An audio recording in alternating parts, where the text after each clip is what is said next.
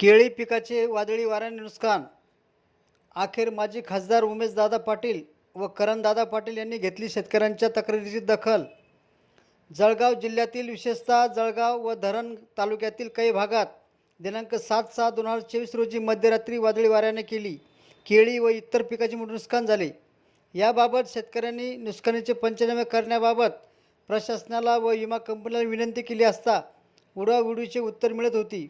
कुणीही शेतकऱ्याच्या बाबतीत गांभीर्याने लक्ष देत नव्हते.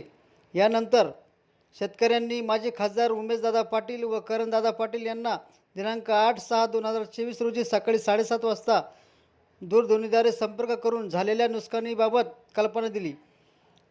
तात्काळ माजी खासदार उमेशदादा पाटील व करणदादा पाटील यांनी जिल्हाधिकारी श्री आयुष प्रसाद साहेब, जिल्हा अधीक्षक कृषी अधिकारी कुर्बान Tadvi, agriculture insurance company of इंडियाचे जिल्हा प्रतिनिधी राहुल पाटील यांच्या समय संपर्क साधून तात्काळ ऑनलाईन व ऑफलाईन पद्धतीने प्राप्त तक्रारीनुसार पिकाचे पंचनामे करण्याच्या सूचना दिल्या असून शेतकऱ्यांनी देखील आपल्या झालेल्या नुकसानीची माहिती तात्काळ 72 तासाच्या आत ऑनलाईन पद्धतीने विमा कंपनी किंवा ऑफलाईन पद्धतीने तालुका कृषी अधिकारी कार्यालयात जमा करण्याबाबतचे आवाहन माजी खासदार उमेशदादा पाटील व करणदादा पाटील यांनी केले आहे.